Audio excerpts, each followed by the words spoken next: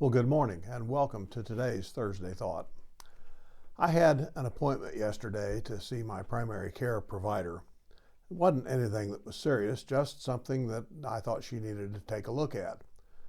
A couple of days ago, I needed to go to the dentist to have an adjustment made to a temporary appliance in my mouth. A few weeks ago, I needed to see my oral surgeon for the fitting of that temporary appliance that I mentioned. A week before that, I had to see my primary care provider for a different issue. Again, not serious, but needing some attention. And that list of appointments that I've had with various medical providers in the past several months, it just goes on and on. Well, yesterday I caught myself saying that I was tired of having to see medical people. Now, I rather quickly, though, reevaluated that statement. I know that it is sometimes taxing and tiring to have to make and keep various medical appointments. It's also sometimes difficult to remember and keep straight all of the specialists that one sees.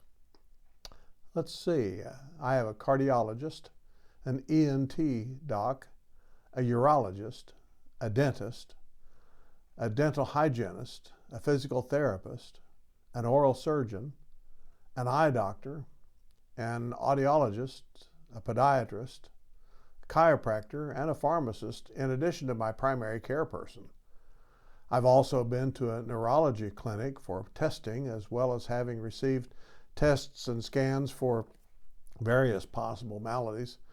Who knows what specialty will come next? Maybe the undertaker?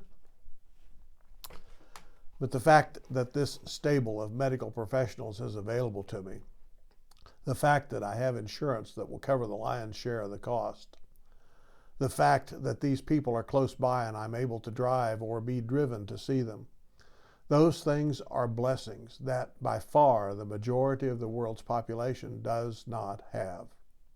Even in this nation, physicians and providers are sometimes few and far between.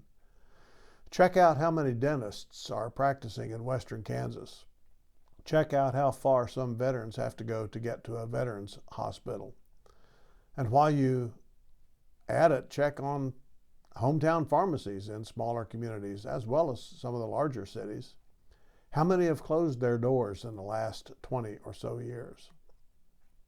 Oh, and while we're talking about blessings, we can always speak of the blessings of retirement checks that come monthly, our transportation needs and wants being met, the food that is in the house, the coolness of the air conditioning or the comfort of the heating, depending on the season, instant communication and information gathering by way of the internet, stable electrical service, clean water, sanitation services, public education, public libraries, and a host of other things which we take for granted, but for many, well, they're only a pipe dream or perhaps some kind of an occasional offhand blessing. And then we have the gall to complain about having to see yet another medical provider, or we gripe when the internet is a little slow. We complain when the electric bill goes up, or the public library stocks a book that we think shouldn't be there. We rag on public schools for seeming to always need more of our tax dollars. We're disrupted and we're even angry when the air conditioning doesn't work. We are indeed a thoughtless and ungrateful people. Well, ungratefulness is just one arm of those characteristics of humanity that we call greed and self-centeredness. We think only about ourselves. We work only for our own self-betterment, push other things and other people out of the way so we can have what we want. Oh, we're very willing to schmooze others, to deceive others, lie to others, and fake friend others in order to get what we want for ourselves. And when something happens that's outside of our control, such as a natural disaster, an illness, or even a loss of transportation or utility services, we immediately think of what that event is doing to us, how it is affecting our ability to get ahead or complete a task. Others aren't in our thoughts, or they're just expendable. It's just us. So, next time you find yourself complaining because of some kind of disruption in life, whether that be a medical appointment, a power outage, an illness, or some other thing, Thank God for the blessings. Revel in His care and His providence. Let go. Think of others.